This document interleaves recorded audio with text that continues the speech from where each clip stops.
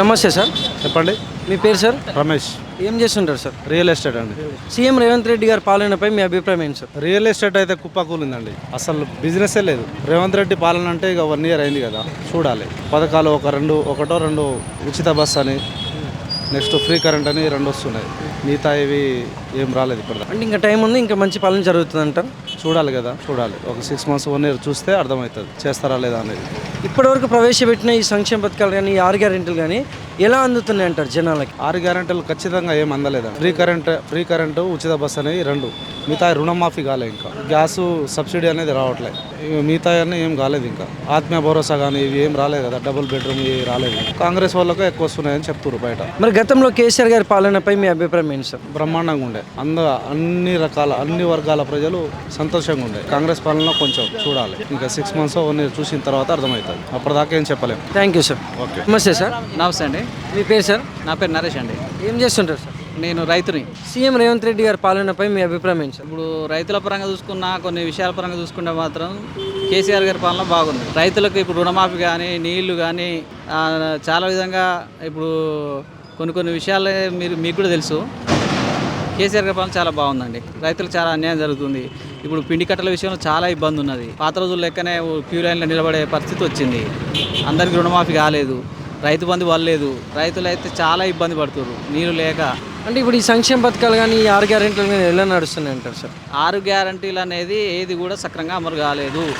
ఒక free bus అని పెట్టారు, దానివల్ల ఆడవాళ్ళు ఇబ్బంది పడుతున్నారు, మగవాళ్ళు ఇబ్బంది పడుతున్నారు. వాళ్ళకి సరిగ్గా సీట్ లేక చాలా ఇబ్బంది పడుతున్నారు. మగవారికి పెంచిర్రు, రేట్లు పెంచిర్రు, బస్ ఛార్జీలు పెంచిర్రు. ఏడ కూడా 6 గ్యారంటీ అనేది సక్రమంగా అనేది అమలు కాలేదు. మరి గతంలో కేసీఆర్ గారి పాలనపై మీ అభిప్రాయం ఏంటి సార్? కేసీఆర్ పాలన గతంలో ఈ పాలనతో పోల్చుకుంటే కేసీఆర్ చేసిన గతంలో పాలన అయితే కేసీఆర్ గారు చేసిన పాలన బాగుంది. Thank you sir. ఓకే. నమస్తే అమ్మా. నమస్తే సార్. మీ పేరమ్మా? రవంతి. ఏం చేస్తారమ్మా? నేను హౌస్ వైఫ్. ఇప్పుడు సమ్మర్ కాబట్టి సోడా బండి పెట్టి. సీఎం రేవంత్ రెడ్డి గారి పాలనపై మీ అభిప్రాయం ఏంటమ్మా? గ్యారంటీలు బాగానే చేస్తున్నారు. మాకు ఇల్లు కావాలి, సొంత ఇల్లు. అదొక్కటి ఇస్తే చాలు, వేరే ఏం అవసరం లేదు మాకు.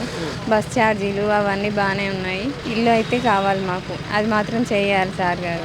మీకు దరఖాస్తు పెట్టారా? రైతు బంధు పడలేదు మాకు. పెట్టాము, మా పేరు వచ్చింది.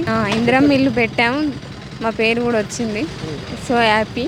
ఇల్లు ఇవ్వాలి. మరి గతంలో కేసీఆర్ గారి పాలనపై మీ అభిప్రాయం ఏంటమ్మా? గతంలో కూడా పెట్టాము. కేసీఆర్ గారి పాలన ఉన్నప్పుడు ఇల్లు పెట్టాం, మాకు రాలేదు. అసలు ఏమి ఇవ్వలే, రేషన్ కార్డు ఇవ్వలే, ఏది ఇవ్వలే, ఏం రాలేదు అప్పుడు. థ్యాంక్స్ అమ్మా. Thank you. నమస్తే సార్. నమస్తే అండి. మీ పేరు సార్? నా పేరు ప్రసాద్ కుమార్ అండి. ఏం చేస్తుంటారు సార్? నేను బయట ప్రైవేట్ కాలేజీ జేఎల్గా చేస్తాను. సీఎం రేవంత్ రెడ్డి గారి పాలనపై మీ అభిప్రాయం ఏంటి? ప్రజెంట్ అయితే ఓకే, పర్లేదు. ఎందుకంటే ఆయన మంచిగా చేస్తుండు. కాకపోతే రాష్ట్రం అప్పులలో ఉంది కాబట్టి దాన్ని తీర్చడానికే ప్రయత్నం చేస్తారు. పాలన అంటే ఓకే, పర్లేదు, మంచిగానే ఉంది. ఇప్పటి వరకు అంటే ఉద్యోగాలు ఇస్తుండు, సరే వాళ్ళు వేసిపోయినా కూడా వీళ్ళు ఫుల్ఫిల్ చేస్తున్నారు. నెక్స్ట్ రేషన్ కార్డులు, రైతు బంధు, నెక్స్ట్ రుణమాఫీ, జాబ్స్ కూడా చేస్తుండు. నెక్స్ట్ మహిళలకు బస్సు, ఆర్టీసీ ఫ్రీ. 6 గ్యారెంటీలు ఎంతవరకు నెరవేరుతున్నాయి అంటారు? ఒక్కొక్కటి చేస్తుండు. ఆయన వచ్చి సంవత్సరం అయింది కదా, నిమ్మలంగా చేస్తాడేమో. మరి గతంలో కేసీఆర్ గారి పాలనపై మీ అభిప్రాయం ఏంటి సార్? అప్పుడంటే మనం ఆంధ్ర నుండి విడిపోయినాం కాబట్టి ఆయన చేసింది ఒక భాగము. కాకపోతే అది కుటుంబ పాలన విధంగా ఉండేది. ఎవరిది వాళ్ళకు ఉంది. Thank you sir. నమస్తే సార్. నమస్తే అండి. మీ పేరు సార్? నా పేరు క్రాంతి కుమార్ అండి. ఏం చేస్తుంటారు సార్? నేను రియల్ ఎస్టేట్ చేస్తాను. సీఎం రేవంత్ రెడ్డి గారి పాలనపై మీ అభిప్రాయం ఏంటి సార్? గతంలో రియల్ ఎస్టేట్ బాగా నడిచేది. గతంలో వ్యాపారం అయినా ఏదైనా ఇబ్బంది లేకుండా ఉండేది. ఇప్పుడు అసలు అప్పుడు గతంలో ఏంటంటే ఎకరము 50 లక్షలు పోయేది. ఇప్పుడు రేవంత్ రెడ్డి ఎక్కిన కాంచి వాటర్ ఇవ్వకపోవడం వల్ల రైతులు చాలా ఇబ్బంది పడుతున్నారు. చాలా మంది ఇప్పుడు పొలాలు కూడా కోయడానికి కూడా ఏది మన నాటు వేసేటప్పుడు కూడా నాటుకు కూడా చాలా ఏది మన ఇప్పుడు నాటుకి 4,000 రూపాయలు ఇస్తారు. రైతు బంధు వేయట్లేడు. పొలాలకి మందులు వేసుకోవడానికి వాళ్ళకి రైతు బంధు రావట్లేదు. ఇప్పుడు రైతు బంధు రావడం కూడా ఆయన ఇప్పుడు వేసినా అని అంటున్నాడు రేవంత్ రెడ్డి గారు. కానీ రేవంత్ రెడ్డి 2 ఎకరాలు ఉన్న వాళ్ళకి ఎకరము అట్లా వేస్తున్నాడు. ఎందుకంటే జనాలకి మభ్య పెట్టడానికి. ఇప్పుడు 6 గ్యారెంటీలు కూడా ఇప్పటి వరకు ఏం కాలేదు. 24 గంటల కరెంటు గతంలో ఎట్లా ఉండే అంటే 24 గంటల కరెంటు రైతు అక్కడ బోర్ దగ్గర పోవడానికి కూడా వాటర్ కోసం ఏది మోటార్ ఆన్ చేసి వచ్చినా కానీ వాళ్ళకి బాధ ఉండకపోయేది. ఇప్పుడు ఎప్పుడు వస్తుంది అని గతంలో ఎట్లుండేనో, గత కాంగ్రెస్ ప్రభుత్వంలో ఎట్లుండేనో అప్పుడు లైట్లు వేసుకొని పోయి పాములు కాటేసుకొని చాలా మంది రైతులు చనిపోయారు. అట్లే ఇప్పుడు ఈ ప్రభుత్వంలో ఇప్పుడు ఉన్న సిచ్యువేషన్ లో సంవత్సరంన్నరలో రైతులు ఒక్కడు నిద్రతో లేచి ఫలానా టైంకి కరెంట్ వస్తుంది రారా బాబు రారా అని చెప్పి లేపుకొని కలుపుకొని పోయి సెల్లు లైట్లతో పోయి పొలాల దగ్గర పోయి మోటార్ వేసే పరిస్థితి. ఇప్పుడు కాలువ నీళ్ళు కూడా చాలా చాలా అంటే ఇప్పుడు రైతులు చాలా మంది మీరు పెన్పాడు సైడ్ చూడండి, పెన్పాడే కాదు ఇటు నిమ్మికల్ అయినా ఏది ఏనుబాల్ అయినా ఇటు సరౌండింగ్ లో మీరు చూడండి, చూసి అక్కడ మొత్తం మాడిపోయినాయి, వాటర్ లేక నీళ్లు లేక మాడిపోయినాయి. గోర్లు మొత్తం మేపుకుంటుర్రు, బర్రెలు మేపుకుంటుర్రు. ఆ రైతు బంధు ఇచ్చేది సగమే ఇస్తున్నావు, 2 ఎకరాలకి ఎకరమే ఇస్తున్నావు, కొంతమందికి ఇంకా కొన్ని సర్వే నెంబర్లు కూడా తీసేస్తున్నావు. గత ప్రభుత్వంలో ఇచ్చిర్రు, ఈ ప్రభుత్వంలో ఎందుకు ఇవ్వట్లేవు? నువ్వు 6 గ్యారెంటీలు అన్నావు, 6 గ్యారెంటీలో ఏం చేసినావు? ఒక బస్సు ఫ్రీ పెట్టినావు, ఏది బస్సు ఎందుకు ఫ్రీ పెట్టినావు? ఒక పాప ఒక బాయ్స్ ఎక్కితే లోపల ఎక్కి ఒక మగ మనిషి లోపల ఎక్కడి పోవడానికి భార్యని బస్సులు పంపించి ఆయనేమో కారులో పోయే పరిస్థితి ఏర్పడ్డది. ఎందుకంటే గల్లబట్టుకొని లేడీస్ కూడా గల్లబట్టుకొని మాకు ఇచ్చిరని చెప్పి దౌర్జన్యం చేస్తు. నువ్వు బస్సు ఫ్రీ పెట్టడం వల్ల ఉపయోగం అయితే ఏం లేదు, 6 గ్యారెంటీలు అని చెప్పారు, ఏ ఉపయోగం అయితే ఏం లేదు. మరి గతంలో కేసీఆర్ గారి పాలనపై మీ అభిప్రాయం ఏంటి సార్? గతంలో రైతులు ఇప్పుడు సంవత్సరాలలో అందరికి దాదాపు అందరికి తెలిసిపోయింది, రైతులకు తెలిసిపోయింది, రియల్ ఎస్టేట్ వాళ్ళకి తెలిసిపోయింది. గతంలో ఆ రైతుకి ఒక ఎకరానికి 50 లక్షలకు పోతుందంటే వాళ్ళు సంతోషంగా ఉండి నేను ఒక పెద్ద రైతుని అవుతున్నా, 2 ఎకరాలు ఉండదంటే నీ ₹1 కోటి నాకు ఉన్నది, ₹1 కోటితో నేను నా కొడుకులు నా ఫ్యామిలీ బతుకుతుంది అనే ఆలోచన ఉండే. ఇప్పుడు వచ్చిన తర్వాత రేవంత్ రెడ్డి గారు వచ్చిన తర్వాత 30 లక్షలకి 25 లక్షలు కూడా అడిగే పరిస్థితులు లేరు. రియల్ ఎస్టేట్ చాలా పడిపోయింది, ఇప్పుడు సంవత్సరాలలో రియల్ ఎస్టేట్ పడిపోయింది.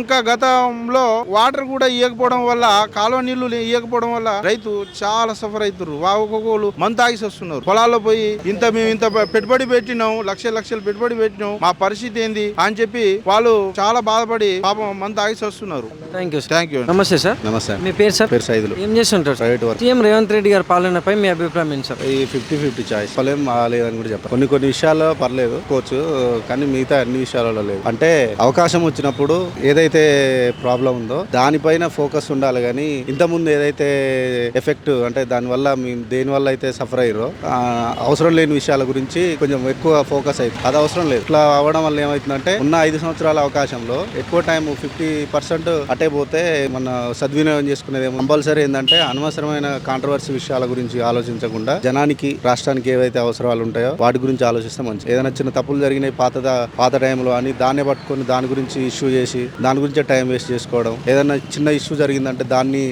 వీళ్ళకి అనుకూలంగా మార్చుకొని అవసరమైన ఫోకస్ చేయాల్సిన దాన్ని పక్కకు పట్టేయడం, దీన్ని తప్పిచ్చేసి దాన్ని హైలైట్ చేయడం, అట్లాంటివి జరుగుతున్నాయి ఎక్కువ. అట్లా ఉండకుండా ఉంటే బెటర్. ఆయన పెట్టిన వాటిల్లో అన్ని 6 పథకాలలో అన్ని ఇంప్లిమెంట్ చేస్తే మంచిది. ఇంకేది చేయలేదు, ఆల్రెడీ టైం అయిపోతూనే ఉంది. ఇంకా మహా అయితే ఇంకో 3.5 years ఉంటుంది. ఈ లోపు అది న్యూస్ల లోపు మళ్ళీ ఎలక్షన్స్ వస్తూనే ఉంటాయి, అవి నెరవేర్చకపోతే వేస్ట్. మరి గతంలో కేసీఆర్ గారి పాలనపై మీ అభిప్రాయం ఏంటి సార్? కేసీఆర్ పాలనలో కొన్ని ఉన్నాయి సార్, అవకతవకలు లేవనట్లేను. అది కొంచెం ఎట్లా జరిగిందంటే కింది స్థాయిలో ఉన్న వాళ్ళు మిస్టేక్స్ వల్ల పైదాకా కొన్ని వెళ్ళక అది సరిగా ప్రాబ్లమ్స్ కొన్ని ఫేస్ చేసి జనం కేసీఆర్కి అవకాశం ఇవ్వకపోవడానికి కారణం అదే. కేసీఆర్ పాలన ఓకే మంచిగా ఉంది, కాకపోతే కింది స్థాయిలో కొన్ని మార్పులు చేర్పులు జరుగుంటే మళ్ళీ మొన్న కూడా కేసీఆర్ వచ్చేవాడు. ఓవరాల్గా చెప్పాలంటే నీకు అంత క్లియర్గా చెప్పలేకపోయినా ఓవరాల్గా చెప్పాలంటే మాత్రం KCR is best. Thank you sir. Thank you.